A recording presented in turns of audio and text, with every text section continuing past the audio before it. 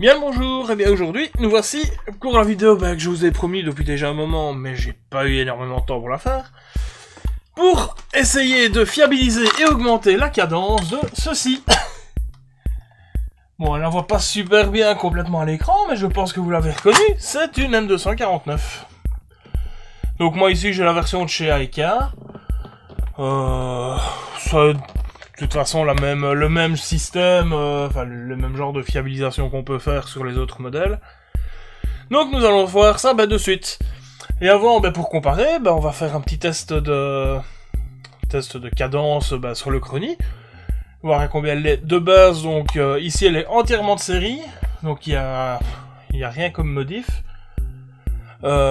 Juste un offset que j'ai fait comme dans la vidéo que je vous ai tutoriel.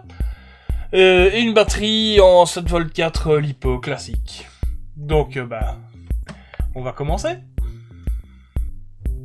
Alors donc, testons ceci. Donc full origin. Bon, c'est pas des plus simples pour filmer.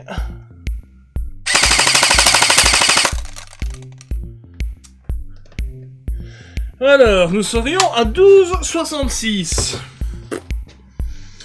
C'est possible, 300 FPS, oui, c'est fort possible, parce que j'ai mis un ressort pas trop puissant, parce que c'est quand même une batteuse, donc pas spécialement besoin. On va retester pour être sûr. Avant toute chose, on le remet à 0, c'est toujours mieux.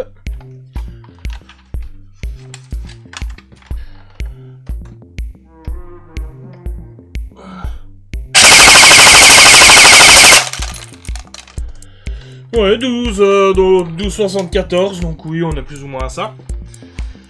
Donc, nous voici avec une petite référence. Bon, les FPS là je compte pas parce qu'il y a des billes qui sont un petit peu remontées vers la fin. Donc, voilà, c'était principalement pour la cadence. Parce qu'en tir simple FPS, on doit être bon.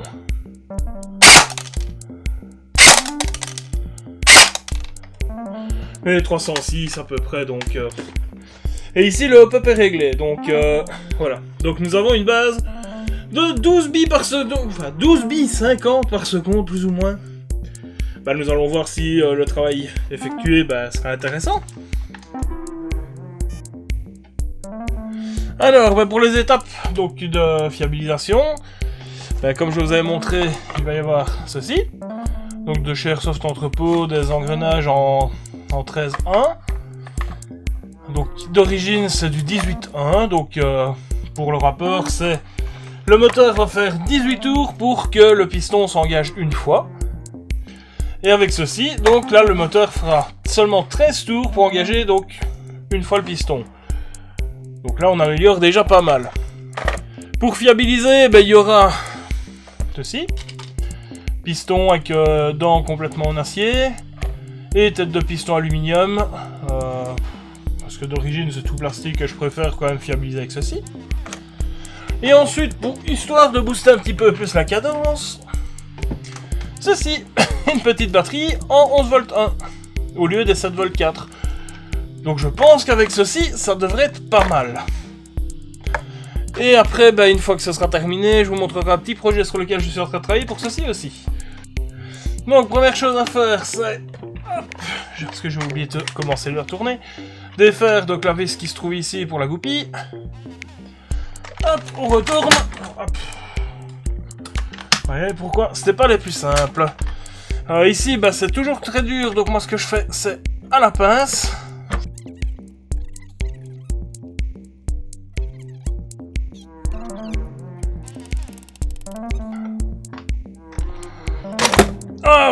Oh, aïe aïe aïe aïe aïe aïe, désolé.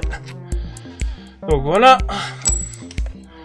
Ensuite, donc vous avez la crosse qui s'ouvre comme ceci. Il suffit de desserrer. Moi ici je prends un tournevis plat parce que les empreintes qui étaient dedans, donc en BTR à laine, sont complètement usées. À force de démonter, parce qu'au début j'ai eu énormément de problèmes avec cette réplique là. Elle ne fonctionnait pas quand je l'ai eu en sortie de boîte. J'ai dû la démonter une dizaine de fois, c'était les problèmes. Le switch qui sert donc pour la queue de détente qui pose des problèmes. Ensuite, il y a eu des problèmes de câblage qui étaient trop fins d'origine et qui... c'était pas top. Enfin, j'ai eu énormément de problèmes, j'ai démonté quelques fois et puis d'un coup, terminé. Les pas de vis, enfin les empreintes étaient foutues. Enfin. Donc une fois qu'on a ça, il suffit... attendez, j'ai défait ici, j'ai défait là. Oui. On ouvre.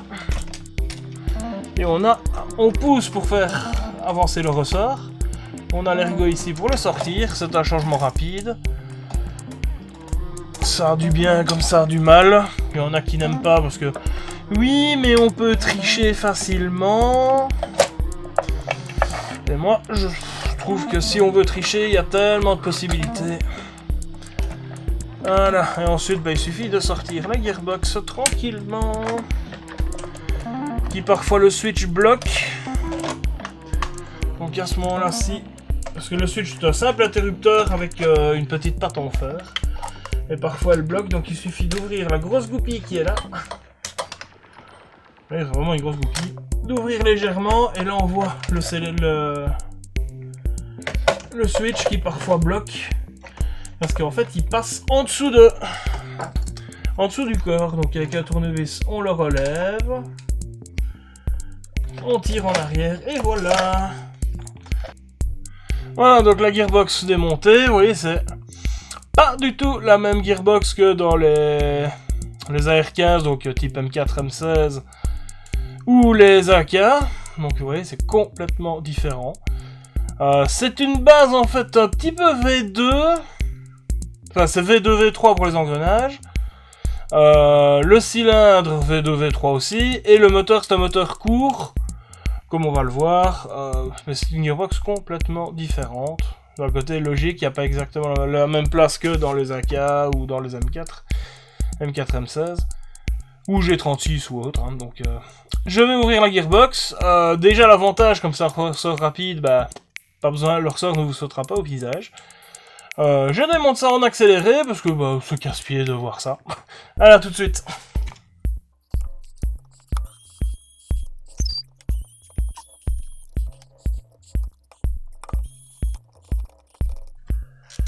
Alors, comme vous pouvez voir, ici, ce ne sont pas les mêmes vis. Toutes les vis ne sont pas les mêmes. Je vais en profiter pour les changer toutes. Puisqu'en fait, d'origine, ce sont des vis, donc avec le pas BTR comme ceci, donc 6 pans à laine. Mais j'en ai où, à force d'avoir démonté pour quand j'ai eu mes multiples problèmes, le pas de vis interne, donc de la gearbox, c'est foiré. Donc j'ai dû remplacer certaines vis par des vis beaucoup plus longues, qui arrivent, qui prennent tout le corps, et là, j'ai plus de soucis avec. Donc tant que j'y suis, je vais les remplacer toutes, ce sera plus facile.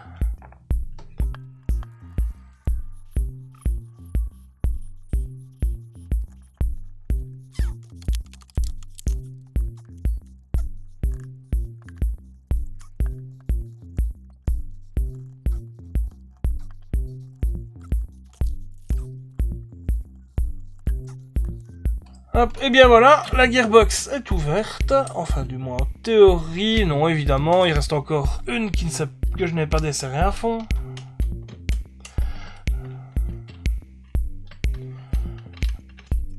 Si je vois bien, ce serait celle-là.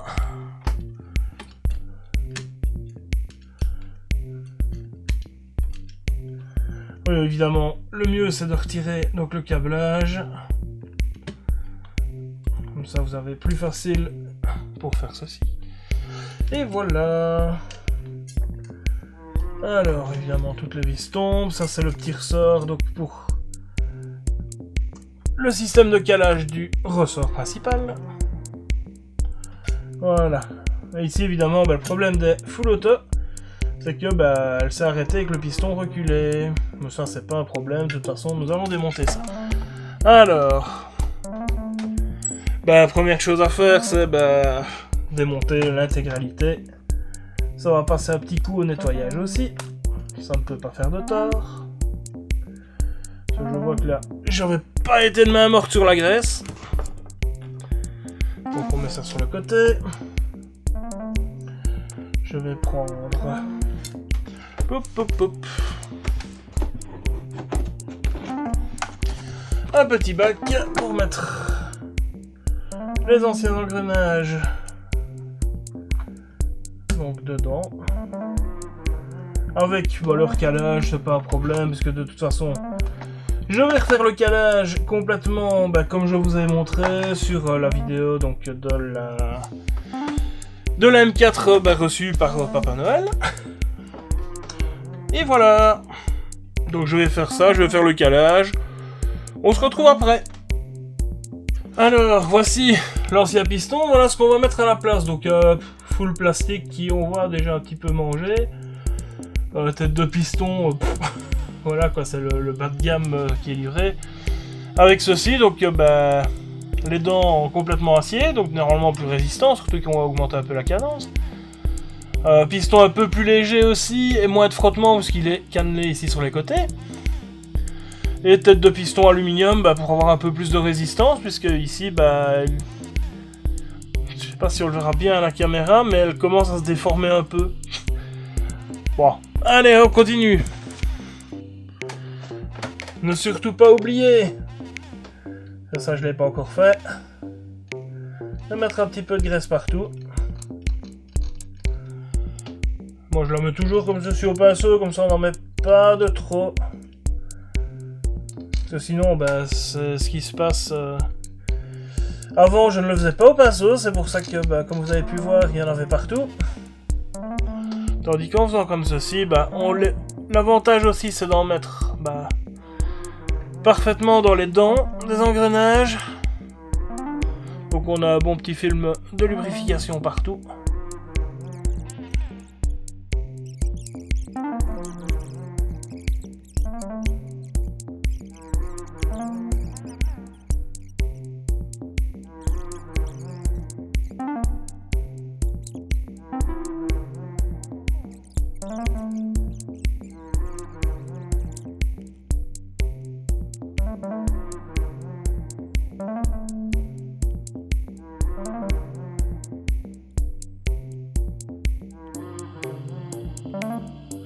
Et voici la dernière.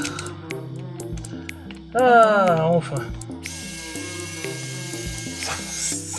C'est le plus long, c'est la quantité de vis sur cette gearbox. Surtout que là, j'ai remplacé les vis, donc comme je vous ai dit, par des plus longues. Donc automatiquement, plus de pas de vis à faire. Alors, dernière chose, mettre le petit ressort.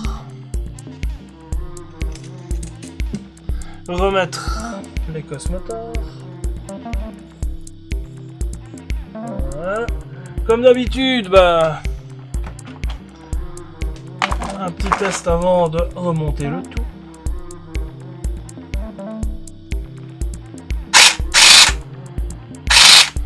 Le bruit est normal puisqu'il faut remettre ceci.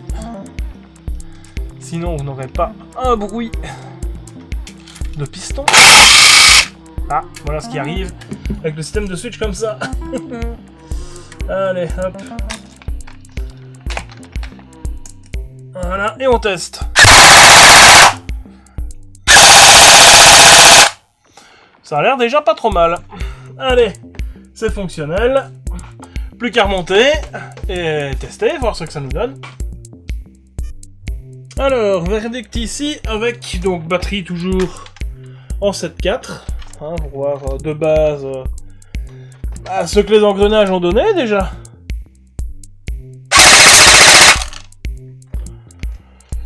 Ouais, 14, on a gagné un tout petit peu. C'est déjà pas mal, 14, on a 2 millisecondes en plus. Ça me paraît peu. Je vais refaire quand même un test pour être sûr.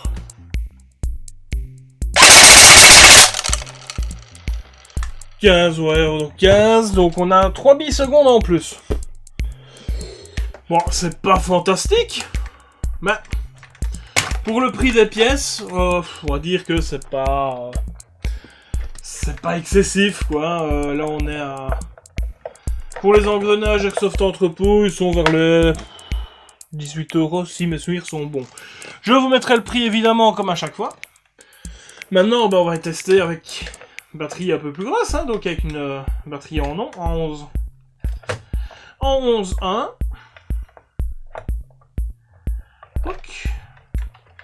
Alors, Et là en 11-1, qu'est-ce que ça va nous donner?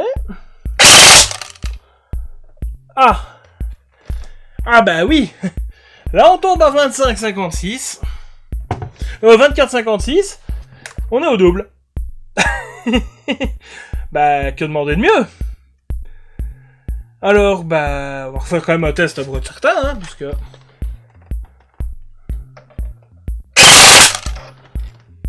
Voilà, 25, ouais, donc on est au double. Donc la combinaison des deux est parfaite, hein, presque 26 bisecondes. Ce qui amène à un autre petit débat, c'est les batteuses, ben... Enfin, donc ce qu'on appelle les batteuses ici. Donc M249 et consort, donc M60, les répliques qui ne peuvent faire que du full auto. Ben, qu'en faire? Quelle est la règle que vous utilisez?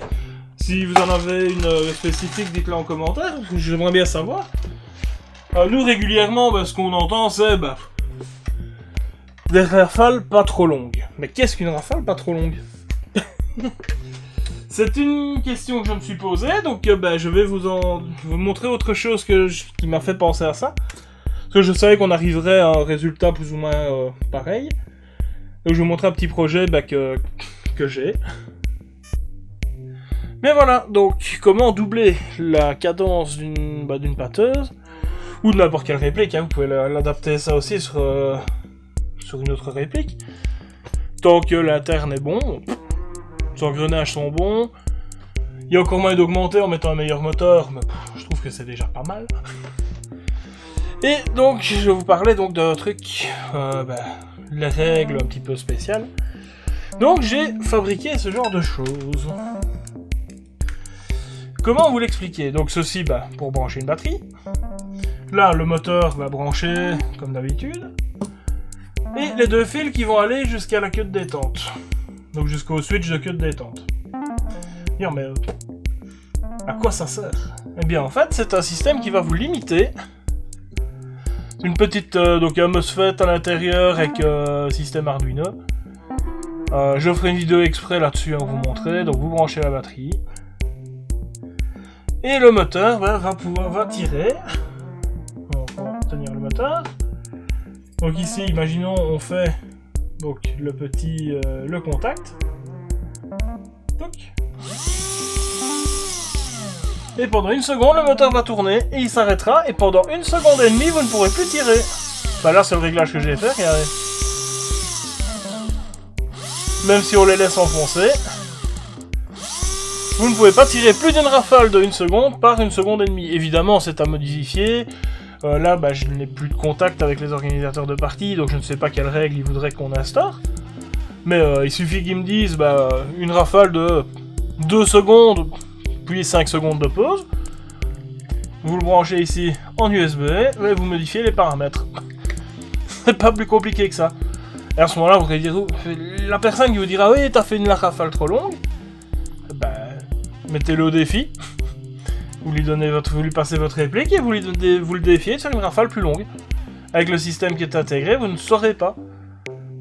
Donc moi, c'est un petit système que j'ai inventé. J'ai regardé sur le net, j'ai pas trouvé d'autres personnes qui l'avaient fait, ou alors j'ai mal cherché. Mais ici, voilà, j'ai programmé donc la petite carte Arduino pour le faire, avec un système, un petit montage que j'ai fait. Ici, avec ce que j'ai fait, on peut monter assez haut. Enfin, c'est pas le sujet de la vidéo, donc ça, je vous en parlerai plus tard. Donc en conclusion, donc pour la vidéo qui nous intéresse, pour, on va dire, entre moins de 30 € pour être sûr, moins de 30 €, vous avez un piston renforcé, une tête de piston renforcée, des engrenages en 13-1, donc pour accélérer un petit peu l'histoire, et une batterie, donc comme ceci. Une bonne petite batterie en 11 volts 1, et vous doublez la cadence. Ce qui est pas mal. Sur ce, si vous avez la moindre question, n'hésitez pas en commentaire. Si vous avez aimé ou pas aimé quelque chose, dites-le aussi. Comme ça, ça me permet de m'améliorer. Il faudrait que j'améliore ma diction déjà, ce serait pas mal.